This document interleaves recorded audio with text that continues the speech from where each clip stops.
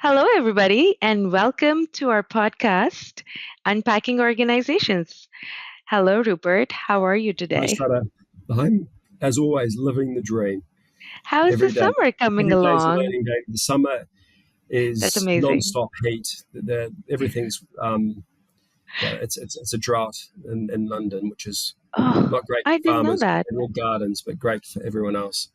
Um, Great for London. yeah. Yes, yes. So And what's new in your world, Shradha, in the last week or I've two? had a lot of visitors. That is what summer in New York is for you.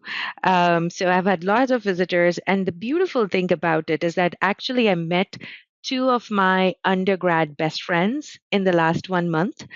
And I was meeting them after a decade. And we picked off where we left off. So it was so beautiful. I think that is the beauty of those friendships which we forged in our late teens, 20s, that, these are so special. So I really am very happy that I was able to do that this summer. How about you, Rupert? So I've got two things. So you Mm-hmm. just sparked a thought because I was meeting up with old friends from New Zealand, and friends of theirs were at a dinner, Mm-hmm. and one of the guys is a does animation for WetaWorks. When WetaWorks is, you might not have heard of, but basically is one of the leading animation studios in the world. So you think Lord of the Rings, but they do most of the animation for like Marvel and what have you.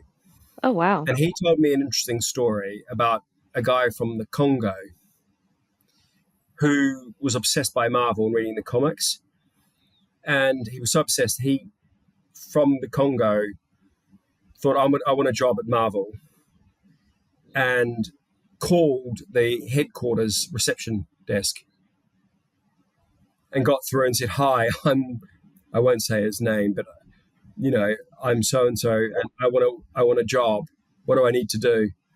And he, through his teachers and everything else, got into design and art, and is now the lead animator for Marvel. Wow, what a story. It's just an What a amazing story. story. Such And an apparently, amazing story. when he walks in the room, everyone's like, "That's the guy." Wow. Oh, wow. That Yeah. I am going to ponder on that story because that's so many things powerful about it. Unpacking Organizations, the Practitioners Podcast. Sponsored by Orgvue. Talking about old friends and new friends, we have a guest on the episode. So, welcome, Janet. Rupert, would you like to introduce her? Or Janet. So Janet is Janet Sherlock.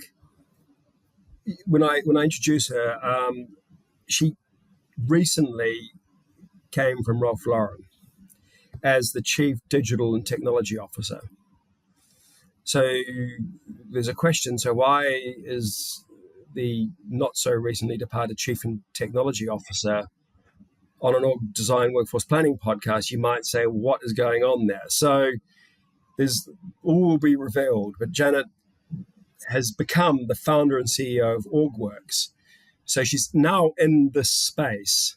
So she's moved from being in technology and digital and working directly with the senior folks, and I think the leader as well there, Janet, right? So in a very senior role at Ralph Lauren, which is an amazing company and brand, to do what you do. So Janet, welcome, and let's unpack this.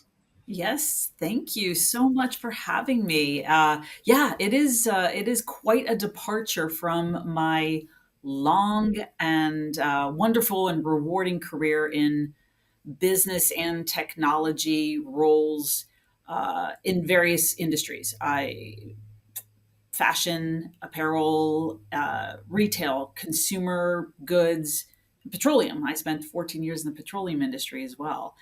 I've had so many great opportunities,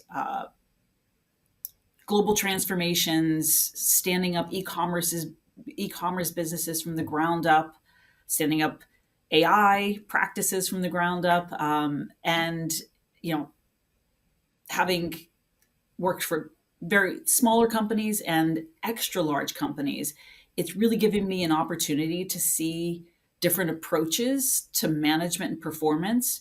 But along the way, I noticed, three, I'd have to say, really big trends that struck me.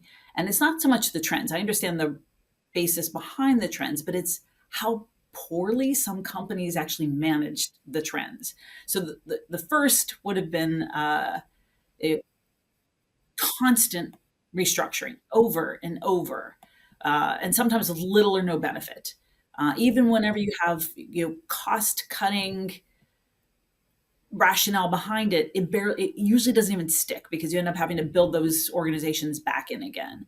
And then you end up with these orgs that are, dictated by spans and layers, or worse, you get some sort of, crazy uh, Jenga game shaped organization structure that's, rickety at best.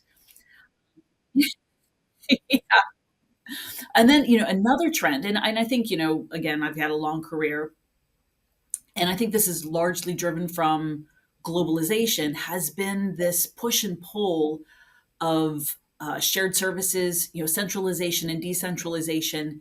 And so many companies are floundering with that and still do. And they can't actually set their position. So you end up with teams that are both in the central team and in the decentral team.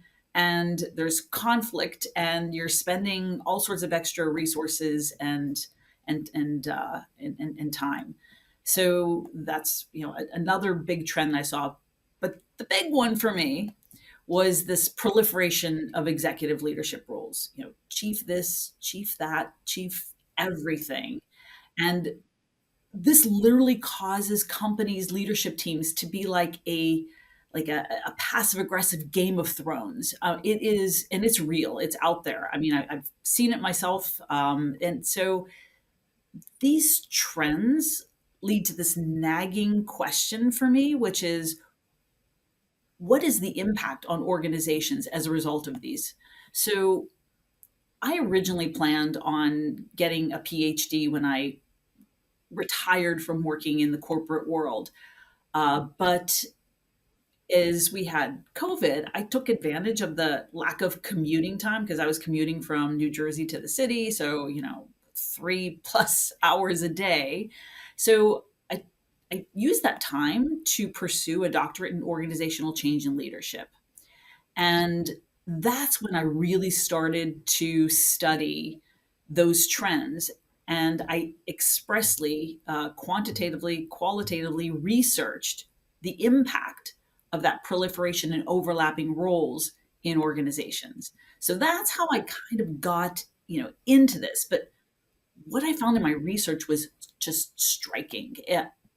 Role confusion doesn't just slow you down, it quietly undermines your performance. It increases cost, it erodes culture and morale. And it's not just at the top, it trickles down. Uh, I just recently did a TEDx talk, which I probably have to say is an editor's pick for TED. And, I cite this: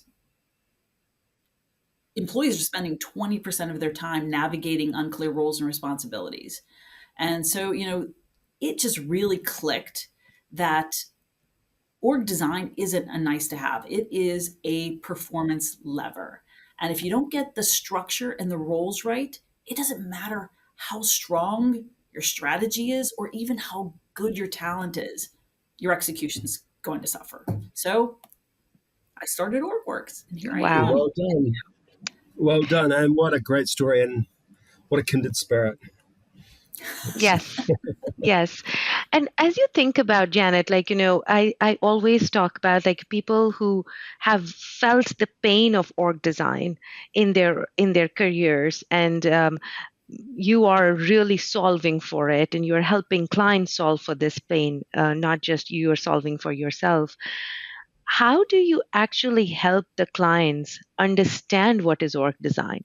Because my pet peeve is that everybody thinks about org design as that lines and boxes and spans and layers, but you are truly talking about how the work gets done and the confusion around the roles, and how the teams are formulated and efficiencies around it.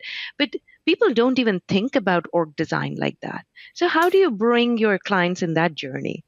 Yeah, that's a great question. And what you said is absolutely true. The big secret sauce to org design is what you said, Shredda, which is it is is systematically looking at processes and how the work needs to get done.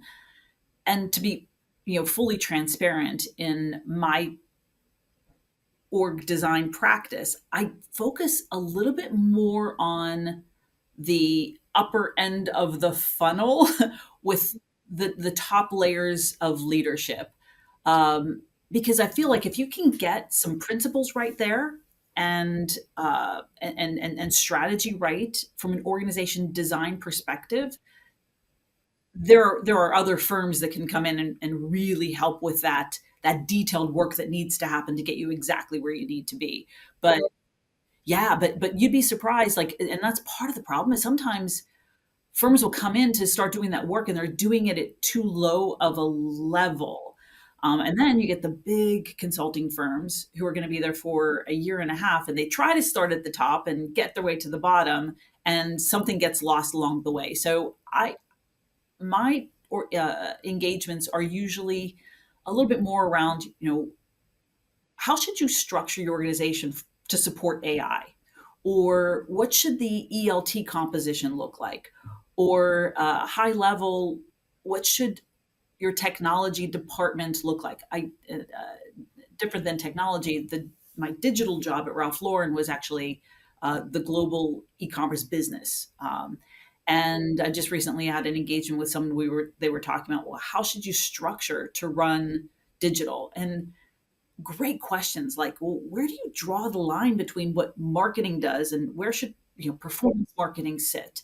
And how where do you draw the line with creative? And so it really, really, really good dialogue. I loved that because I loved the thinking behind that. But I didn't go in and actually help them map everything out. And that's a fair point because you have to start somewhere, and I feel that many a times we start the org design in the middle, which is the worst place to start, right? Because you don't understand the work, you don't understand the leadership, but you're just trying to manage the middle management. But I personally feel, and Rupert talks about it a lot, that unless we don't align to the strategy, it is very difficult to then cascade it down. So what you are saying resonates a lot with me. Yeah, absolutely. And you are so right. Uh, there are a lot of these types of engagements that start in the middle, or they start from the wrong place. So Yeah. I shouldn't even tell this story. This is probably not necessarily the best reflection of me. So I uh, I recently was there was a chief customer experience officer at a large technology company, mostly hardware focused, and he wasn't even in the role. His entire function only existed for less than a year, and he was having trouble working with they had a digital transformation office and then the IT department. So he didn't have a lot of resources because they just made his role. So he's this C-level guy making a lot of money and he wants to hire a big team to do stuff. He can't do that. He can't make his way through those other departments. So he wanted to see if maybe I could help him, like with a framework and work with those teams. After an hour and 15 minutes, I just said, like, listen, if you can't actually influence yourself, like bringing me in to help you with a framework, I can do that. But they're not going to, if you're the one hiring me, that's not actually probably the best. And then, I had to really be honest with him, which is, I can see why your function was built. Somebody said, "Oh, okay, well, we're selling these products in wholesale in the in the Best Buys and then you also have a direct to consumer channel. Who's managing the entire? customer experience, so I understand how the reaction to create this role in this function. But I had to be honest with him and say, your company probably shouldn't have created your role and your function to begin with. They should have approached it in a different way. My husband, who's been in sales for all of his career, was listening to me at the end of this conversation. He said, "You can't sell your way out of a brown paper bag, Jan. You got." I'm like, well, I just got to be honest about it. I'm not Yeah, trying so, to. so when you say that this doesn't reflect well on you, this is it's a promo, because you just integrity is at the heart of advisory services, and It's true. you It's bought Yeah. that. So Yeah, yeah, um, but still, there is what I probably still should have maintained my integrity, but still went in to try to help the organization. Yeah. So yeah, that's, But sometimes you help the organization by telling them the truth. And oh, that is the biggest help, right? So, yeah, which is well, fantastic. that's the consultants and the advisor's dilemma is, how far do you push the truth before you alienate yourself with from your that client situation, or your well, potential I client? think at the end of the day, it will pay dividends somehow, Yeah, Yes. and it might be that he reflects and goes back and says, actually, my role doesn't make any sense. I think you should think about it. And if that means I lose my job, I lose my job. You know what? I can get another job. I know. Yeah. And if he's so insecure that he can't get another job, it's the right, then you know what, you've got bigger problems, and that's not your problem, Jay. So you So know, true. yeah. So going back to the discussion we were having earlier, you're really approaching this space from sort of fundamentals. So you're talking about the role, and I didn't know that statistic of 20%. It doesn't surprise me, Yeah. and it's great. It's great to put that statistic out there that we spend 20% of our time navigating responsibilities and being stuck in the middle.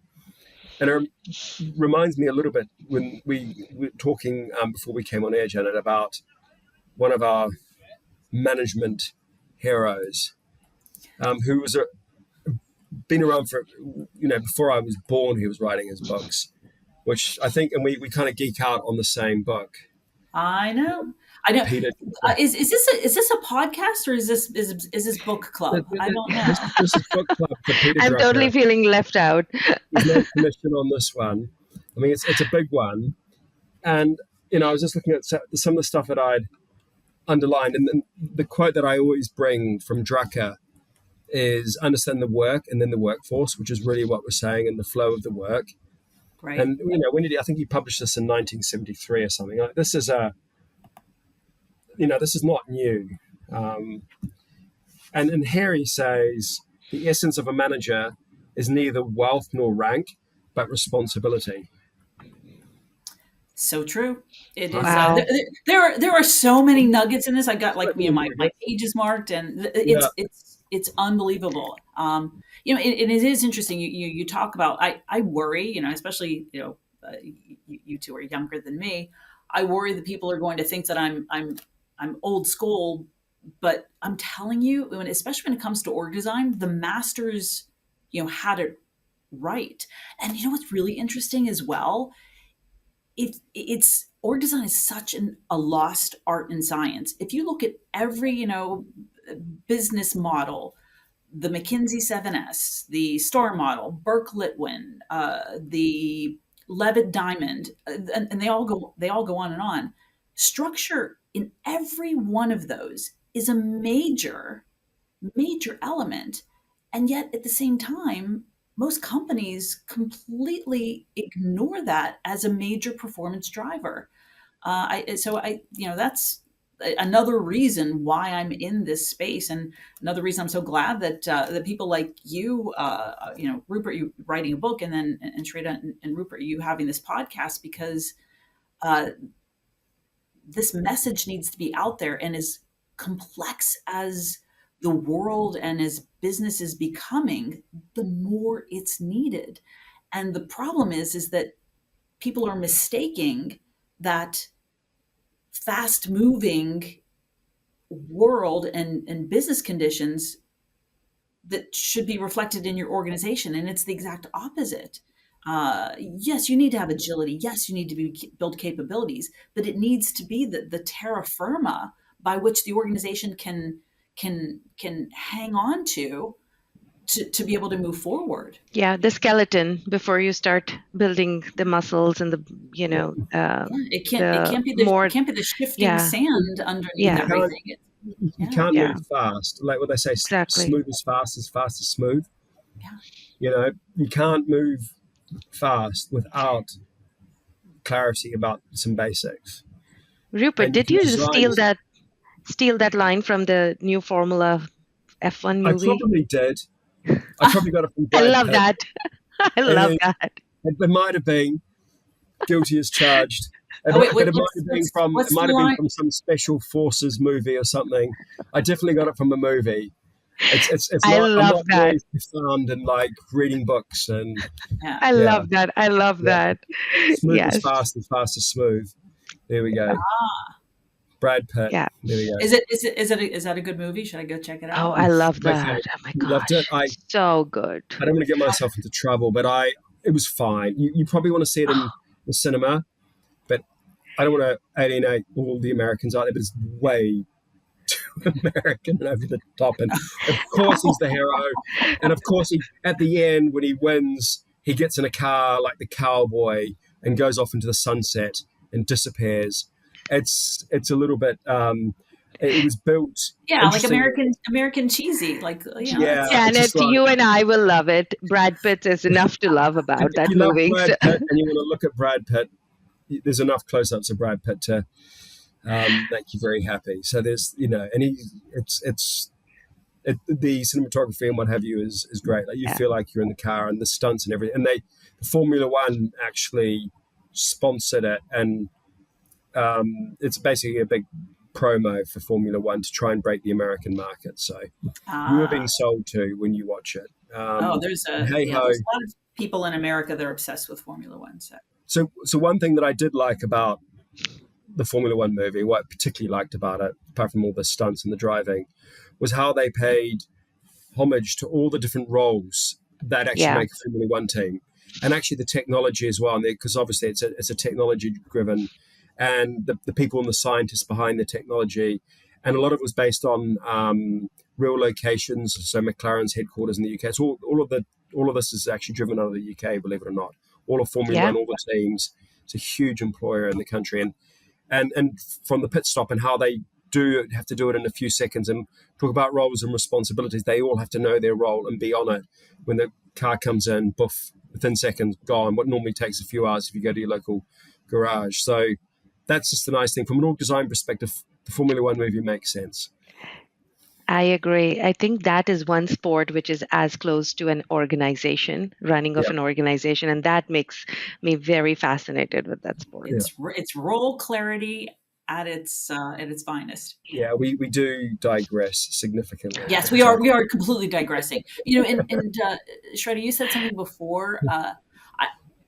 I really do believe that everything that I'm doing from my new practice is comes from it's very business focused. While org design is HR esque, I definitely it's all a very business focus. But at the same time, it's interesting because in my studies, what I've found is that employees are clamoring for clarity. So it's a win-win. I mean, you can really benefit your bottom line and performance. My research studies, and it's reflected in my recent TEDx talk. Uh, it's lack of clarity is impacting performance. It impacts the quality of the output that you put together. It negatively impacts your culture, speed to market. There's so many vectors that are negatively impacted by lack of clarity. So sorry, Joe, when it's you not. say clarity, just speak for clarity. Yes. You're talking about role clarity and understanding roles and responsibilities. Yeah, and it's actually it's role clarity, but it's really a little bit of a level above that, which is functional and structural clarity. So you get into that discussion that I was talking about with that client about well, where does marketing stop and where does digital start? Yeah. So the Uh, interface, so understanding the exactly. overlaps, the handovers, Yeah. which is Exactly. one of the hardest things to, and actually one of Yeah. the games we've talked about quite a bit on the podcast is I call it speed dating. So what do I give you and what do I get and what am I expecting? So to understand those dependencies and to actually get people talking about it as part of the org design process. So you do all the design, it's all in theory, and no, let's sit down and let's clarify Yeah. and talk that through and work that through. So you understand the handoffs and you understand that your output is someone else's input and who's got what bag. And so it's not just writing it down in a grid and having a responsibility matrix. It's about people understanding how it's going to operate in their own minds. Yeah. And then the problem is the biggest problem is that people are set up for fundamental failure to actually have those dialogues. Because, if you have, let's just say it's, in retail, we have merchandising functions. You have a global function and then you have regional functions. Well, where everyone's wants to protect their area and put their stake in the ground. So, like, the the problem is that what you just described, Rupert, is what's necessary. But you have people that are ill-equipped to do that because the structure wasn't established right to begin with to actually have that in a And, and, collaborative and and way. that's where the design process has to do that. So you, Yeah, you have to get that as part of the design process up yeah, front as you're doing the work. Because if you don't, and in come people are going to put up the barriers and entrenchment and the land grabs and yeah, the lack Yeah. of exactly. clarity, and everyone else is trying to figure it out and being polite. And the 20% cost is a Yeah. real thing. It's real. And Janet, as you were leader yourself, and now you're helping the leaders, this is hard work, right? Like this is truly hard work because you need to understand the work, you need to get into the weeds, you have to get to dirty your hands. Not every leader is there to do that. So how do you actually bring those leaders along when they understand that this needs to be done, but they don't have the mental I mean the bandwidth. I won't say capacity, it's the bandwidth that they should be doing this work. So how do they free the bandwidth? How do they actually prioritize this? Because what you are doing is you are equipping the leaders to think about it differently, but how do they help cascade it down? Yeah. So, uh, there's a few things to unpack with your question. First, when I was in practice, I used to think that I did a great job of organization design. I probably did a better job than maybe some of my peers. However, I now reflect back and I think I did the same things that I now try to coach people out of, which is designing around people. You know, heck, I did it. I did it. I can think back pretty frequently where I was like, okay, I'm gonna, talk to my HR partner, and I would say, okay, I'm thinking about doing this, and I'm gonna combine these functions. I'm gonna do this. I'm gonna do that. I'm gonna do that, and they didn't know, my business any better than I did, and I had credibility with them. So unless I was actually doing something that was, so they would run it by, there was a legal group that would look at it, they would generally support me. And I love that perspective, yeah, Janet. I know, It's amazing. It's so hard. But It's so I wouldn't hard. beat yourself. I've known the theory. I've consulted in the theory. I've written about this in my book actually, in the second chapter on the key challenges. And like even if you know everything, when you're in the hot seat, it is so hard not to design around people. it is. It is so hard, and it's really easy in theory to say, strategy, and then, Yeah. but when you're there and you've got these two, you're just moving things around, like, and then even if you know what you're doing is going to cause havoc. It's like my father used to say, anything for peace sake, like just short-term peace. And so what you're creating is a short-term peace for a long-term pain. It Yeah. always bites you. It's such an easy trap to fall into. I think if we're honest with ourselves, we're all guilty of it. Yeah, And what you need in that absolutely. moment is that HR business partner. They need to be brave. They need to help you because you need that help. I don't care who you are. No, this is the consequence. Let's structure this. Let's think about this from first principles. And it's probably why you can't do this work just on your own, and also why sometimes you just need that help. Yeah, and I would go a Love little that. further than refer to it as help. And this and it's I'm writing a book now too. Oh my gosh, Rupert, I have so much respect for you and all these authors. It's mine is slow going. But anyway, my big chapter in HR is that they need to lean in more.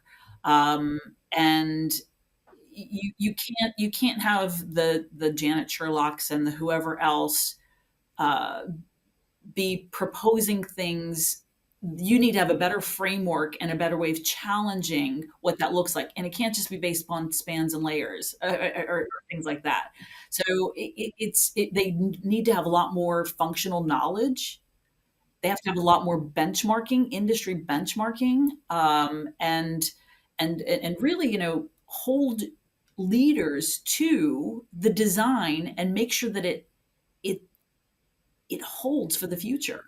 We to your point, Rupert, we make choices that are for like here and now, and we're like, I literally had a client that was like, "Well, I'm doing this now, but I'm going to change that." And I said, "Step back, think about that. You're very flippantly doing this, but these are people. Who they work for matters. Like like all of a sudden you were here and there you were there. Like think about what that does to people. So I think that we need to be a lot more mindful about structure and not treat it like it's some sort of revolving door and not based upon people. You're right. But you said, Rupert, of course the people are going to end up coming into it, but it can't be the leading factor. I see most of the time it's the driving factor as opposed to a consideration. But it's also the knee jerk nature of it. The back of the packet.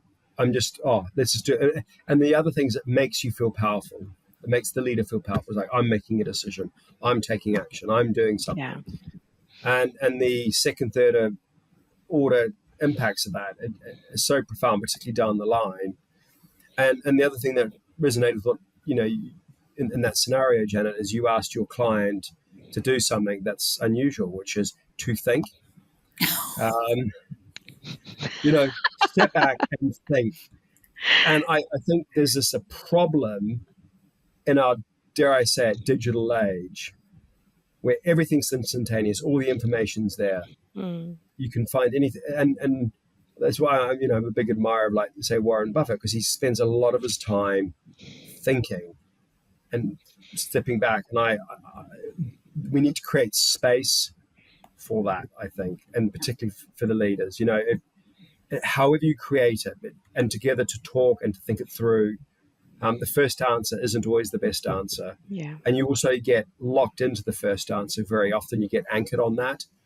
And so this is just. I was with. I was at a dinner, another dinner, not the one with all the people from the movie industry, and I was sitting next to someone, and I mean, it was quite an important dinner. It was a business dinner. It wasn't like social.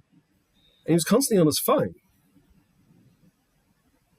He was quite a senior guy, and I called him out because I do not let my kids go on the phone when we're having. I'm sorry, you're just not allowed on the phone when if I'm driving them, they're not allowed on their phone. Because if I'm driving you, like I'm not your chauffeur. My goodness, we have the same It's rules that. in our house, Yeah. Rupert. So then I called him Yeah. out. I'm like, and he's like, yeah, but when else am I going to do this? I got these emails. I'm not going to sleep enough. And he's talking faster and faster. I'm like, you're in a position of responsibility. Your job is to. Going back to Drucker. Yeah. Well, also that exactly. Well, Bob, I didn't really. Yes, but to this guy at who was a partner in a pretty important firm, and I said, your job is to think, and just be the one who can have the time. And I think when people are doing org design, that's, you have to be thoughtful. Yeah. Yeah. Well, and Yeah, and it is interesting. So, in that one particular situation, while I gave her some, you know, material to think upon, it, that can quickly get dismissed. So I think that that's, partly what we need to do in just not just this practice, but in lots of consulting and advisory practices, are to really be able to, hammer in on some of those aspects that you need to think and ponder about on your own. But I guarantee that this particular client said, "Yeah, I know, but I this is still what I need to do." So I try as well to give a lot of information and statistics about you know the neurological impacts in people's brains and how they're working and how they're wired. You got to be you're dealing with humans. So when you talk about org design and you treat it flippantly, that's a reflection of you and how you feel about your team. Do you totally. understand that? Like that Yeah, that's So true. it's the, yeah. that's falling short. And the impact of that on people is so significant. So when I speak at conferences, the biggest reaction I get from people is when I talk about the horror stories of the impact you have. The number of stories I've heard from people, you know, suicides because of the impact, people murdering, like, and this is common. So I've had so many people, I call them horror stories, and it is, and it is the impact of the work when you do this. It is so significant, Yeah, and a lot of people, their self identity is drawn up in their work and their job and absolutely, everything Yeah. else. And so absolutely, you're screwing with people's lives here in a exactly. really, so you have a deep duty to be competent at this work. It's I completely agree. That is one of the again, if you watch my TED talk, I talk about the impact. Like it is your livelihood, like your aspirations. So much of your Yeah, identity is yeah, tied to what you do. Yeah. Whether or not that you can say that that might not be healthy, and you need to have a better appreciation. It's the sure. reality. It's Yeah, simply is reality. yeah. Agreed. Um, Well, unfortunately, we already are towards the end of the time, which is insane, right? Like, I can talk to you, Janet, forever, I think. But as we start to get towards the end of the episode, we try to focus on two things. One is the trap, and the other is a tool. So let's start with tool because I think we have discussed a lot of traps. What is one tool, Janet? What is one tool that you really, that's your go-to, and you always keep it in your back pocket, and you would Yeah. like our listeners to have that too. Oh, I have so many of them. One of them is really about organizing around AI, but I'll leave AI for my trap. So another another thing is organization design frameworks. You've seen them all. They all include the usual suspects. So the strategy, the business model, the operating model, and mine does too. But I have a critical addition to mine, and that is the composition of the ELT, the executive leadership team, and in academia, also known as the TMT, the top management team. Uh, in practice, this group sets the tone and alignment for the rest of the organization. So I believe that the ELT composition should mirror the business model because that alignment not only anchors strategic direction, but it also drives coherence across the enterprise. So I've developed an entire framework around ELT practices, how they're structured, even meeting cadence and the components of them, their collaborative strategic planning processes, and even how they communicate. So I think it's a missing link in most org design work. Now I have had the luxury that I've sat on ELTs, but when it's done right, it's an unlock for enterprise wide clarity and performance. Love that. Absolutely love that. I I'm actually sorry, you haven't. were going to say something else, Shredda. So No, I absolutely love that. I mean, this is not something that I hear very often in the models of org design. So I love this addition. So thank you, Janet. What is one of the traps? Okay. Well, I already, the AI trap, it's, bigger than org design, but it is, completely inherently tied into org design in so many aspects. But if I if I could right now, I would be a hologram in every CEO's office, in every boardroom, and I would say, please unplug yourself and step away from the AI echo chamber. Please. I mean, AI is, yeah, it's absolutely critical and it deserves focused attention, no question. But the trap is that when CEOs, gather together in different forums, or when consultants or technology vendors or media gets their ears, they are creating this sense of panic. And they're being told that they're already behind, regardless of whether they are or they're not. They're being told that massive workforce eliminations, reductions, and changes are possible right now, and that AI is more capable than it actually is today for most companies. AI is very powerful and it's having an impact in individuals, but to get it to actually integrate into companies, it takes time. So this is a classic case of being hoodwinked by hype. The promise of AI is real, but not to the degree that leaders are being led to believe at this time. I mean, it's exactly like the old Bill Gates adage that we overestimate the amount of change that will happen in the next 2 years and underestimate the change that will happen in the next 10.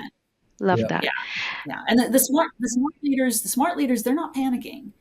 They're laying the right foundation, which is strategy, structure, data, governance, so they can focus on capturing value today and scaling it for tomorrow. And they're not chasing the hype or forcing some unrealistic future into the present. Yeah. They're building toward it deliberately and effectively. That's so beautifully said, Janet, because I think the foundations, in order for us to be successful in AI, we miss that out. And we are just like, overwhelming ourselves with the hype. And these foundations have then so much of implications on the way we work and what we work on and the structures and all the things around the org design. So I think that's the real thing because the AI is going to change how we are going to work and eventually how we organize ourselves as well. Yeah. So Well, it's my amazing. number one discussion right now is how to structure to support AI, and I do have a Love model that. for that. But yes, Okay. So Amazing. maybe we can showcase that in our next podcast episode thank you so with much for you having me. And, together. and again, I can't thank you enough for having this podcast because uh, org design and structure and yeah, some of it is the lines and the boxes, and then it's everything that follows after that or with that in tandem with that is so important. And I love that there's a forum out there, and I congratulate you for having it, and I thank you for having me on this Oh, we podcast. thank you, Janet, for being the force out there and making the changes. So amazing, and keep inspiring and keep doing all the great work that you're leading in this topic. So thank you. Thank Yeah. you. Thanks, guys. And thank you, Rupert. As always, Thank a you. pleasure. Take care. Bye. Take care.